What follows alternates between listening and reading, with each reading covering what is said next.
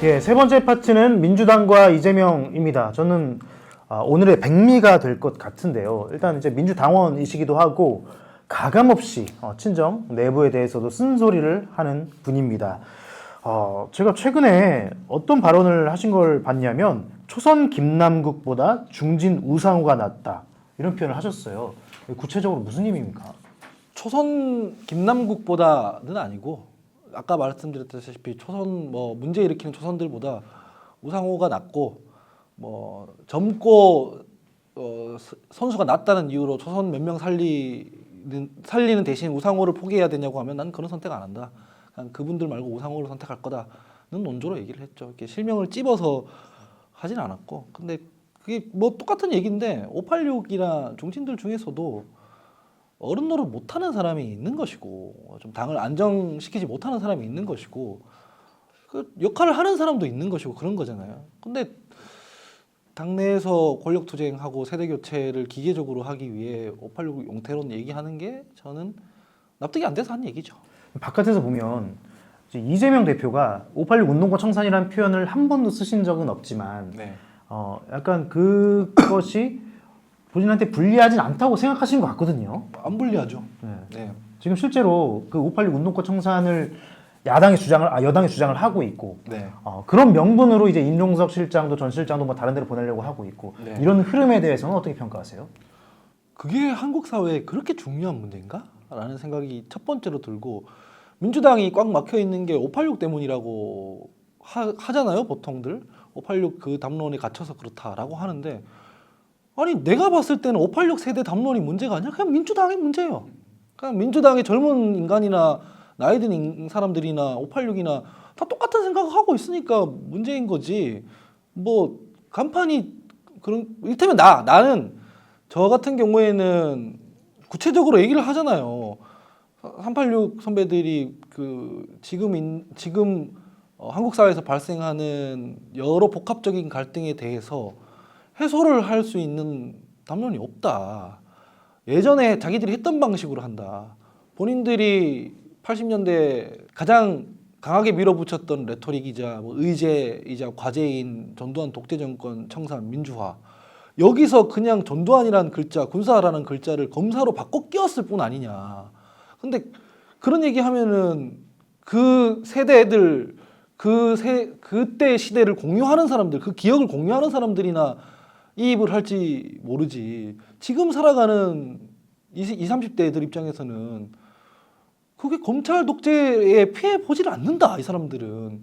그러니까 그게 안 와닿는단 말이에요, 386 선배들의 담론이. 그래서 이 담론 대신 다른 담론으로 가야 된다라는 대안 의제를 얘기하면서 물러나라 해야 될 거 아니야. 근데 그런 게 하나도 없어요. 그런 게 하나도 없고 되게 브로드한 우리 기후 위기에 대응해야 됩니다. 연금 개혁해야 됩니다. 그런 얘기 386도 하거든. 그 386이 있어서 그거 못 하나? 그거 아니잖아요. 그러니까 이해가 잘 안 되는 거죠. 저는 386들 물러나면 뭐가 달라질 것처럼 얘기하는 게. 그러니까 바깥에서 보면 586, 386이라 표현하고 586이라 표현하고 이분들의 상당수 좀 관념적인데 네. 거기에 좀 대항하는 사람들의 메시지도 좀 관념적이라는 인상이 되게 커요. 권력 투쟁적이잖아요. 이를테면은 한동훈 비대위원장께서 386들은 젊었을 때 운동한 거 하나 가지고 계속 어쩌고 저쩌고 시대에 맞지도 않는 얘기 한다라고 하는데, 그러면은 검사들은 젊었을 때 사법고시 친 거 하나만 가지고 난 뒤에 사회에 대한 어떤 고민도 없이 그냥 그렇게 살다가 지금 정치에 뛰어들어서 한다는 얘기가 고작 386 청산이라는 뜬금없는 얘기하는 거, 뜬금없는 얘기하는 건 똑같아요, 여야가. 그러면은 여야 지우고 그냥 민주당으로 봤을 때 새로 올라오는 층이라든가 이런 사람들은 다른 의제를 얘기해서 설득을 시켜야 될 거 아니에요. 그런 얘기가 아니고 똑같이 386 형태라 이래버리면은, 글쎄요, 형들 나이 들었으니까 이제 내가 할게 이렇게 들릴 거라. 그리고 이재명 대표는 말씀처럼 그런 말씀을 안 하셨지만 그냥 주류들이 그렇게 얘기하면 이제 문재인 정부 386 그 헤게모니 해체하고 이재명의 민주당 만들, 이렇게밖에 안 들릴 거라서 별로 소구력 있는 얘기라 생각 안 합니다. 이재명 대표 지금 체제에서 공천이 계속 이루어지고 있고 지금 이 방송이 공개될 시점엔 또 어떤 분들이 반발을 하실지 모르겠지만 최근에 박용진, 윤영찬 두 분이 이제 하위 10% 평가를 받았다고 스스로 공개를 하셨어요. 이 어떻게 평가하십니까? 이게 어떤 분들이 더 껴 있는지를 사실 봐야 공정하게 얘기가 돼요. 이런 건데 박용진, 윤영찬 의원 두 분 다 잘 아는 분이고 이 지역에서 특히 박용진 의원 같은 경우에는 무소속으로 나가도 이긴다 이런 평가를 받을 정도로 지역에서 지지율이 높잖아요. 심지어는 지지층에 좀 친화적인 여론조사 기관, 여론조사 꽃 이를테면은 이런 데서 한 것도 보면은 구체적인 수치는 말씀드리지 않겠습니다만 지지층 기준으로 봐도 1등이거든요. 근데 하위 10%로 묶어버리면 사람들이 보기에 두 팔 묶어놓고 비명들은 날리려고 하는구나 이렇게 인식될 거잖아요. 그 인식을 어떻게 지우느냐의 문제가 하나 있을 것 같아요. 지도부에서 내가 어떤 공천 관리에 실패했는지를 돌아봐야 될 문제라고 저는 생각합니다. 이게 공정한 게 했는데 이 사람들이 반발하는 거예요. 실제로 여기에 껴있는 다른 분들 중에 더 문제되는 분들 개파와 무관하게 껴있다 그러면은 대중들이 봤을 때도 납득하겠죠. 근데 지금까지 발표된 거 보면은 그냥 다 비명인들이 껴있는 거 아니에요. 근데 지금까지 그럼 다 비명들만 지금 발표가 됐고 반발을 하고 있는 상황이잖아요. 네. 근데 이런 상황에서 뭐 친명 뭐 구색 맞추기로 친명 의원들 한두 분 끼워 맞춘다고 한들 이게 해소가 안 되지 않을까요? 지금 이 민주당의 이 공천 갈등이? 해소가 되게 어려운데 그래도 하위 10%라고 나온 게 다 비명인 거랑 누가 봐도 친명이지만은 저 사람은 문제가 있다고 하는 사람이 껴 있으면 방금 제가 박용진 의원 관련한 독특한 해설이라는 게 뭐냐면 우리끼리는 이렇게 생각을 해도 언론에서는 절대 아무도 얘기 안 하는 뒷맥락이거든요. 그걸 같이 해석해서 생각할 텐데 그게 아니라 누가 봐도 저 사람은 동료평가나 보좌진 평가에서 좋은 점수 받았을 리가 없는 사람은 빠져 있다고 하면 이거 평가 좀 이상하다라고 생각하는 거죠. 저는 어제 되게 화가 나긴 했습니다. 사실은 사실 지난 총선의 기준으로 치면은 더불어민주당에서 서울 지역 1위 득표율이었는데 이렇게 묶어서 해버리니까 좀 안타깝긴 하죠. 좀 지켜봐야 될 문제 같아요. 그 지금 저 바깥에서 보면 이상한 게 뭐 이른바 이제 비명 이런 분들에 대해서는 좀 그렇게 밀어내기 아니냐는 의심이 들고 또 한편에서는 갑자기 이현주 전 의원이 복당을 하셨단 말이에요. 그 이재명 대표의 속내는 뭡니까? 저는 비명 밀어내기라고 봐요. 뭐 하위 10%가 뭐 어떤 과정을 거쳐서 전 그것만 보고 얘기하는 게 아닙니다. 페이스북에 썼는데 하인리의 법칙이라고 해서 이 공천 하위 10%만 보고 얘기하는 게 아니라 이 하인리 법칙이 그거잖아요. 어떤 대형 사고가 터지기 전에 그 전조로 자잘한 사고들이 터지고 자잘한 사고들이 터지기 전에 아주 수많은 징후들이 있고 그걸 다 무시했을 때 빵 터져버리는 거다. 이런 통계적 법칙을 말하는 거잖아요. 지금 보세요. 공관위원장 이명백 위원장 공관위원장인데 그분이 언론에 뭐라고 하냐면은 밀실사천 그런 부분이 일부 있었다. 인정한다. 사과한다. 이 보도가 있었죠. 그다음에 현역 의원들 빼고 여론조사 돌렸다는 보도들이 있죠. 뭐 송갑석 의원이라던가 뭐 몇 명 있잖아요. 거기다가 친문 개파 갈등이 있죠. 이런 것들이 쌓여 있는 상황에서 하위 10%에서 박용진이라던가 대중들 입장에서 납득이 잘 안 되는 것들이 나오죠. 이 하인리 법칙으로 좀 보이는 거예요. 이것도 다 이어지면 터지는 거지. 이 앞에 세 개가 없는 상황에서 하위 10%가 나왔으면은 말밥이 먹힐 수 있죠. 아 그런 거 아니다. 공정하게 하는데 실제로 동료 평가가 그렇다 하면 될 문제잖아요. 근데 그게 아니라 앞에 이런 징후들이 다 있으니까 이것도 엎쳐서 가는 것이고 지난번 총선에서 민주당 하위 20% 아무도 몰라요. 뭐 서로 손든 사람도 없고 공개도 안 됐거든요. 그게 뭐냐면은 지도력인 거거든요. 가서 설득하고 뭐 다른 지역으로 옮겨준다든가 아니면은 뭐 여당이니까 그렇지만 다른 어떤 역할을 하게 해준다든가 아니면 못하더라도 뭐 후배들한테 길을 터달라고 한다든가 이런 과정을 거쳐가지고 잡음이 없는 상태로 마무리되는 게 지도력이거든요. 그게 안 되니까 탈당해버리고 반발하고 왜 내 여론조사에서 내 이름 뺀 게 왜 돌아다니며 뭐 문학진 전 의원 같은 경우에는 이 여론조사 이상하다고 하고 이런 게 다 하인리 법칙이라는 거죠. 이 다 모였을 때는 대형 사고가 터지는 거다. 그 대형 사고가 전조가 공천 파동인 거고 그 더 큰 대형 사고는 총선 참패인 거죠. 총선 참패보다 더 멀리 갈 수도 있지 않을까요? 뭐 그냥 무슨 말씀이냐면은 예를 들어서 지금 여러 불만들이 나오고 있잖아요. 근데 이걸 다 만약에 뭉개고 이재명 대표가 총선을 강행을 했어요. 근데 만약에 총선에서 졌을 때 이재명 대표의 거취는 그러면 어떻게 될 거라고 보세요? 끝나죠. 근데 본인은 계속 하려고 하지 않을까요? 아니 모든 정치인들은 본인이 계속 하려고 해요. 지든 이기든. 근데 끝나죠. 총선에서 져버리면 끝나요. 그렇기 때문에 저는 그게 이재명 대표 입장에서도 대형 사고인 거거든요. 솔직히 얘기하면 여러 번 언론에서 얘기했지만 대선에서 패배한 이후에 개항을 해 출마하거나 뭐 당대표에 나가거나 그런 걸 하면 안 되는 거예요. 그게 제가 말씀드리는 1년 넘게 말씀드렸어요. 성찰과 반성의 시간이라는 게 필요하다. 이게 그냥 뜬구름 잡는 얘기라고 들리실 테지만 나중에 후과로 온다. 그 후과가 이거예요. 나중에 후과가 이렇게 했을 때 그 충분히 자기가 다가가지 못한 유권자층에 대한 성찰, 고민 이런 걸 하고 돌아오셨으면 지금쯤 정리하는 과정이 더 매끄러웠을 수도 있어요. 그렇잖아요. 근데 그런 과정 없이 막 들어와 버리니까 지금 막 그 후과가 막 터지는 거잖아요. 그런 부분에 대해서는 돌아보라는 차원에서 제가 한 번도 이재명 대표 물러나라고 한 적이 없거든요. 민주적으로 선출된 사람이기 때문에 잘하셔서 우리 당이 좀 더 넓은 당, 큰 당이 되는 당이 됐으면 좋겠다는 의미에서 한 거기 때문에 지금 탈당한 분들처럼 물러나라 이런 얘기 한 적이 없어요. 이 정도 얘기해도 욕 먹잖아요.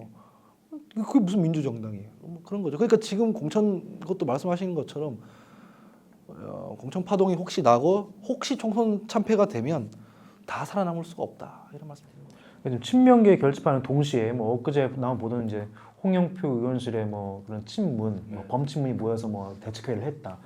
그럼 이게 개파와 개파 간의 어떤 대립으로 비화할 가능성도 있습니까? 지금 비화되고 있죠. 아니 그게 황당한 거예요. 나 친문이라는 분들이 뭐 신선한 분들 아니거든요. 다 지나간 사람들이잖아요. 정직하게 얘기하면 그 선배들 그 공천 컷오프 시킨다 하더라도 국민들이 싫다고 할 사람 별로 없을 거예요. 그래서 제가 말씀드리는 거는 윤석열 뭐 정부 탄생에 책임이 있는 사람들은 물러나라라고 지금 주류들은 그런 뭐 대놓고 워딩을 쓰는 사람은 이명백 위원장 하나 있지만 그런 멘탈리티를 공유하고 있잖아요. 근데 국민들 입장에서 윤석열 정부가 왜 탄생했습니까? 첫 번째는 문재인 정권이 국민의 심판을 받고 교체됐기 때문에, 두 번째 이유는 후보로서 이재명 대표가 패배했기 때문에 이런 거잖아요. 그러면 책임이 제일 큰 사람은 두 명이잖아요. 뭐 어떤 개파는 책임이 없고 어떤 개파는 아니고 말이 안 되는 거예요. 선거에서 패배했을 때 제일 큰 책임은 1차적으로 후보가 지는 거기 때문에 이재명 대표의 책임이 없다고 하면 안 되는 거고, 정권을 내어준 정권이 교체당한 문재인 정부 당연히 책임이 있는 거고, 그 과정에서 윤석열 당시 검찰총장의 체급을 키워준 건 추미애 장관인 거고, 다 이렇게 봐요. 우리 그 핵심 지지층 말고 그냥 그 일반 국민, 내가 무슨 대단한 통찰도 아니야. 다 이런 식으로 본단 말이에요. 근데 우리 내부 논리로 네 책임 내 책임 이러고 있으면 황당한 것이고, 그렇기 때문에 뭐 친문들이 모여가지고 대책회의 해도 사람들이 그럴만하다고 지금 생각하잖아요. 근데 냉정히 보면 그럴만한 거 아니거든. 그 사람들도 반성문을 써내야 되는 거거든요. 뭐 그런 거죠. 권력투쟁이 있으니까 키우는 거예요. 임종석 실장도 아니 전략지구인데 왜 공천 신청을 거기 왜 해요? 애초에. 그러면 당 입장에서는 여기 전략이라서 공천 못 받아줍니다. 이러면 되는 거거든요. 쓸데없는 말해서 막 그 문제를 만들잖아요.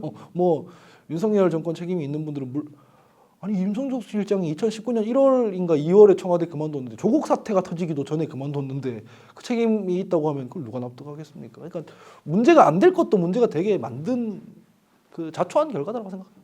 그 조국 신당의 돌풍 가능성은 있습니까? 없습니까? 있어요. 어떤 당이 되느냐에 따라 달라요.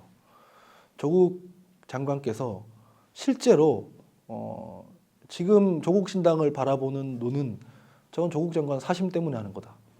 본인의 명예회복, 개인의 어떤 명예회복, 그러니까 공적인 어떤 역할이 아니라 사적인 뭐 어떤 인정투쟁이다. 이렇게 보고 있잖아요. 근데 향후 정당이 만들어지고 라인업이 구성되고 공천을 하고 이런 과정에서 그게 아니거나 그걸 희석할 수 있는 방향의 뭔가가 만들어지면 가능성이 있다고 저는 생각하는 게, 왜냐하면 지금 있는 다른 모든 정당들이 엉망진창이라서 그래요. 여기 이런 부분까지 말씀 못 하겠는데, 공천하는 비례 1, 2, 3, 4번에 조국 장관 막 옹호하고 수호했던 사람들 깔아버리고 이건 조국 수호당이다라고 하면은 그거 뭐 안 되는 것이고, 뭐 한 4% 이렇게 내려가는 것이고, 그래도 4%는 나온 것 같고. 한 열린민주당보다는 더 하지 않겠어요? 그래도? 근데 그게 아니라 자기 비판했던 사람들이 이를테면 자기 비판하다가 탄압받았던 사람들이라던가 뭐 그런 사람들 많잖아요. 시민사회에도 있고 역할 할 만한 사람들인데 소외된 사람들 쭉 깔아버리고 자기가 뭐 비례 순번 6번 8번 들어가 버려서 내가 명예 회복하는 방식은 내가 그 뭐 배지 달아가지고 하는 게 아니라 내가 나라 두 쪽 냈으니까 그거 내가 결자해지 하는 그런 당을 만들려고 하는 것이고 민주당에서 공천파동 났으니까 그거 난 수습하려고 하는 거다. 난 8번 뭐 상관없다. 어차피 나는 대법원 판결 받으면은 의원직 상실하는데 내가 배지 달아서 뭐 하냐?